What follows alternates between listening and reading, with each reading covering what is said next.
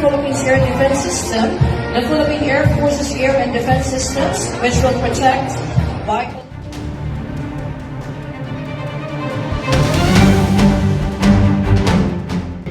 One, fire.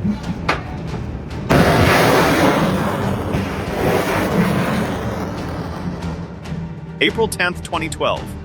The BRP Gregorio del Pilar, the largest warship in the Philippine Navy, slid into the calm waters of Scarborough Shoal. Filipino sailors boarded 8 Chinese fishing boats. Inside, they found illegal hauls of corals, giant clams, and live sharks. Arrests were prepared. Then a distress call went out to Hainan. 2 unarmed Chinese marine surveillance ships rushed in. They blocked the mouth of the lagoon. A standoff began. It lasted about 10 weeks. Air contact then after flood. And then after you get the report from John S. McCain to simulate firing, then you will go ahead and have your gun detail. Washington brokered a deal. Both sides would pull back. The Philippines complied. China did not.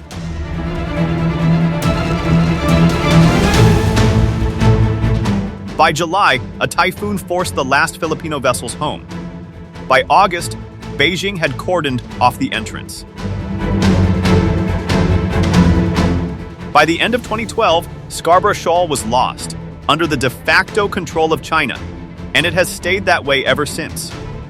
The lesson hit Manila like cold water. A single frigate is not enough. Diplomacy alone is not enough. Without missiles to back up sovereignty, sovereignty becomes paper. What you are about to see is the 14-year answer to that humiliation. Quietly, layer by layer, the Philippines is now building one of the most integrated missile defense networks in Asia. Most of the world is missing it.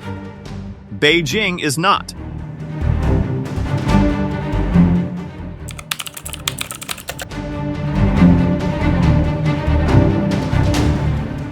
For decades, the Philippines was the soft spot of the first island chain, the long arc of U.S.-friendly islands that runs from Japan through Taiwan and the Philippines down to Indonesia.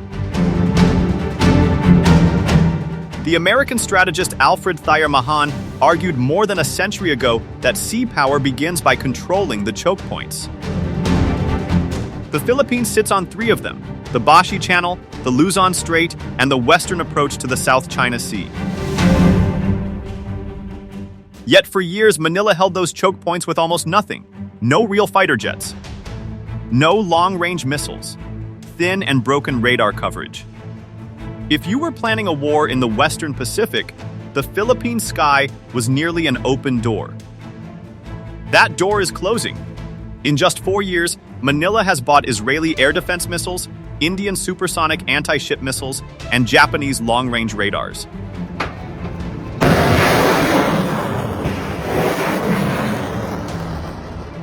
A deal for Indian Akash interceptors is in talks. American Typhon and NMESIS launchers now sit on Philippine ground. Japanese Type 11 and Type 88 systems train alongside Filipino crews. Each piece is small on its own. Together, they form a defensive web stretching from the West Philippine Sea to the Luzon Strait, the same sea lanes Beijing must use in any future fight over Taiwan. This is not a shopping list. This is a system. And systems are far harder to defeat than single weapons.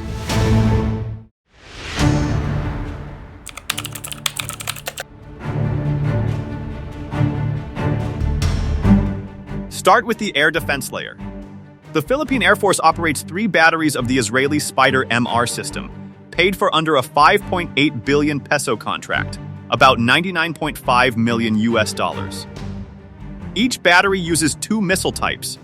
Python 5 missiles handle close-in threats with heat seekers. Derby missiles reach further with radar guidance, out to about 50 kilometers. All 3 batteries are now operational with the 960th Air and Missile Defense Group at Cesar Basa Air Base in Pampanga. The Philippine Marines are now studying their own Spyder variant to protect the country's prized BrahMos launchers. Then comes the punch. In 2022, the Philippines signed a $375 million deal with India for 3 batteries of BrahMos supersonic cruise missiles. They are among the fastest cruise missiles in active service anywhere. They fly close to Mach 3. They skim the sea at low altitude. They are very hard to shoot down.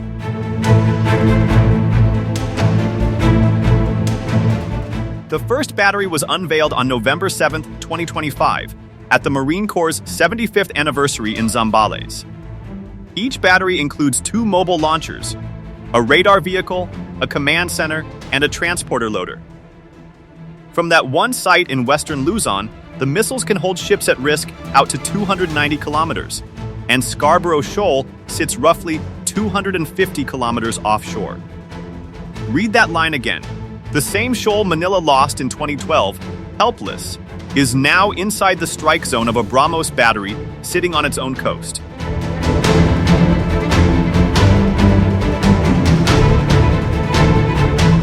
That is not an accident. That is policy turned into steel.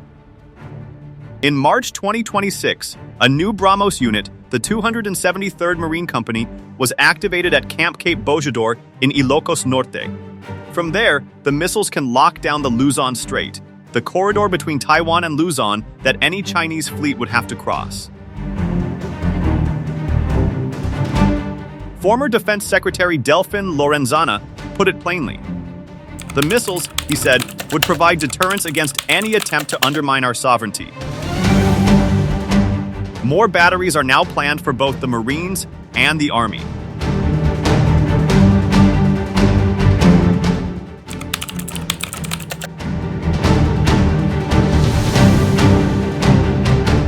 Missiles are blind without radars, so Manila spent the last 3 years buying the best eyes it could find.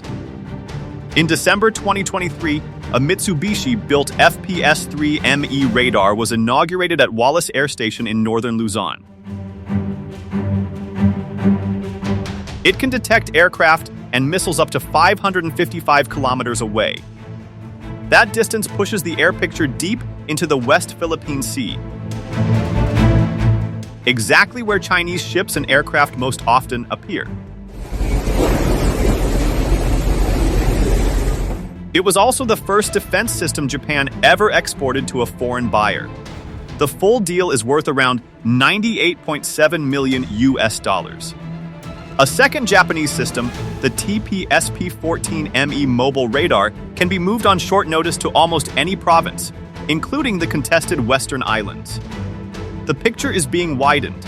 Israeli ELM-2288ER radars from the earlier Horizon 1 phase already cover the western coast, from Paredes Air Station in northern Luzon down through Mount Salakot in Palawan.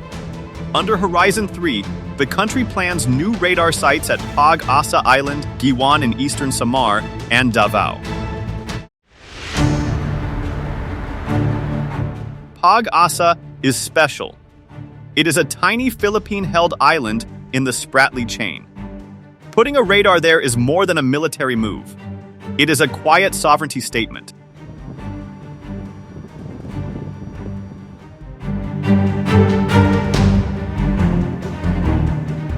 Philippine Air Force Chief Lt. Gen.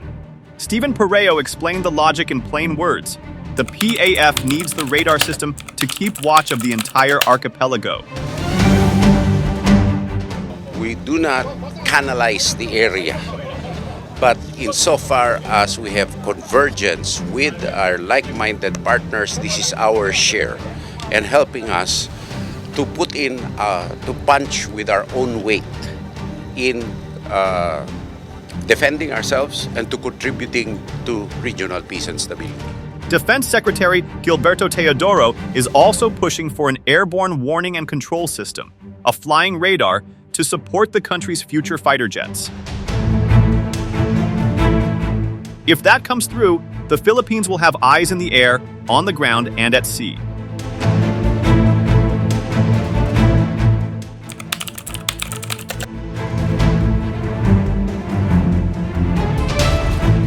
Filipino weapons alone are not the whole story. The biggest leap came from April 26 to 29, 2026, at Naval Station Leovigildo Gantioki in Zambales.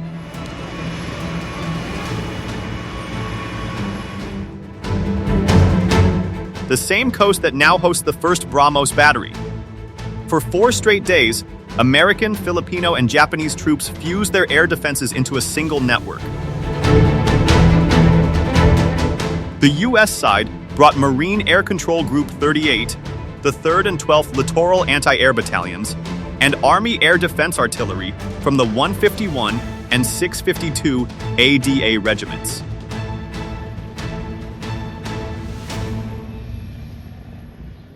They tested counter-drone weapons, including the L-3 Harris Vampire rocket launcher. The Philippines plugged in its 960th Air and Missile Defense Wing and the Army's 1st Air Defense Artillery.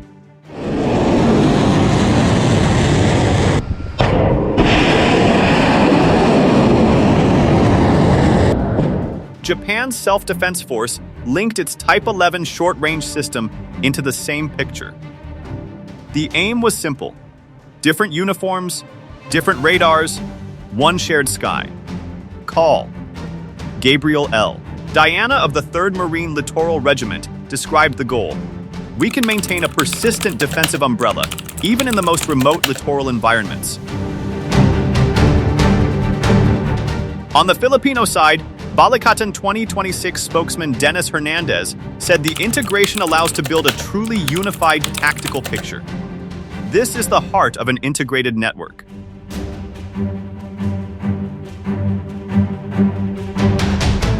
A drone seen by a Japanese radar can be shot down by a U.S. Marine launcher under Filipino command. That kind of teamwork takes years to build.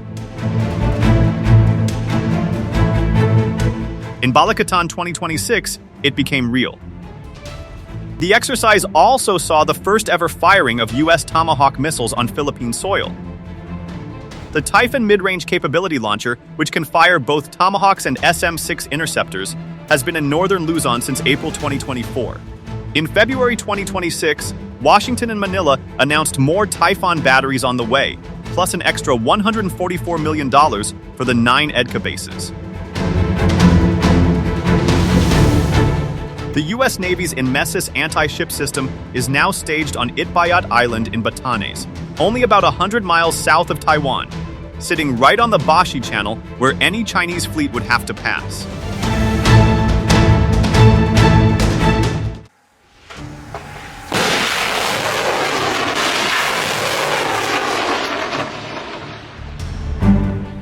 Then came the boldest signal yet. On May 6, 2026, Japanese troops fired 2 Type 88 missiles from Kalili Point near Lawag and sank the decommissioned BRP Quezon 75 kilometers offshore. It was the first time Japan had ever fired this system outside its home islands.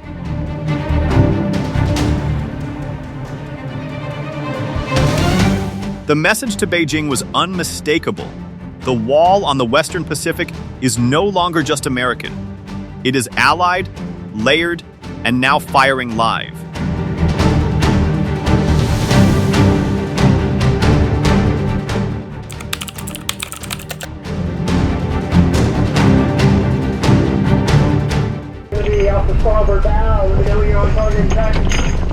Now the hard truth. The system is still incomplete. A March 2026 analysis from the ISEAS Fulcrum Journal warned that the Philippines still lacks the fundamentals: enough air defense batteries, modern fighter jets, interceptors, and a real medium-range missile defense layer.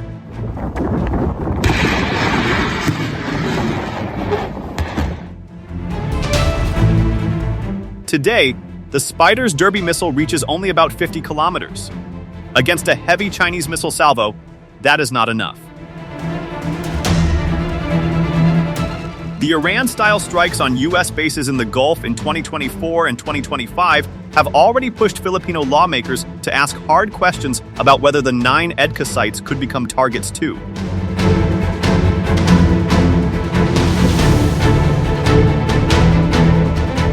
The country's multi-role fighter program has been stuck for years. Without modern fighters, no air defense network can be complete.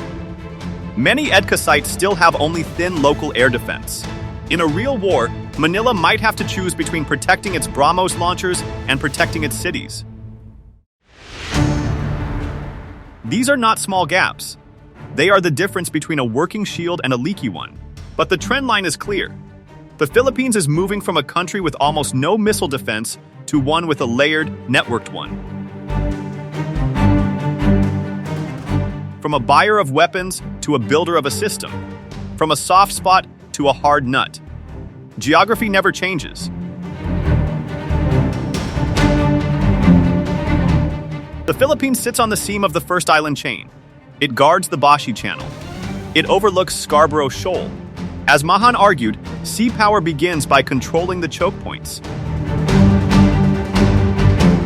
Today, Manila is finally building the tools to do exactly that. Quietly, carefully, and faster than most analysts expected. 14 years ago, a single Filipino frigate stood alone at Scarborough Shoal and lost.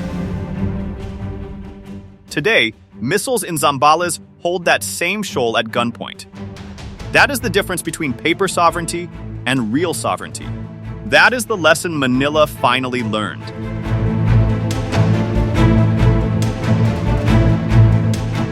Do you think this missile network is enough to deter China? Or will it pull the Philippines deeper into a future US-China conflict? Drop your view in the comments. If this analysis brought clarity to a story most outlets are missing, hit the like button, subscribe to Indo-Pacific Report, and turn on notifications. We track the Indo-Pacific so you do not have to chase the headlines yourself. Until next time, the seas remain contested, the maps keep being redrawn, and the watch continues.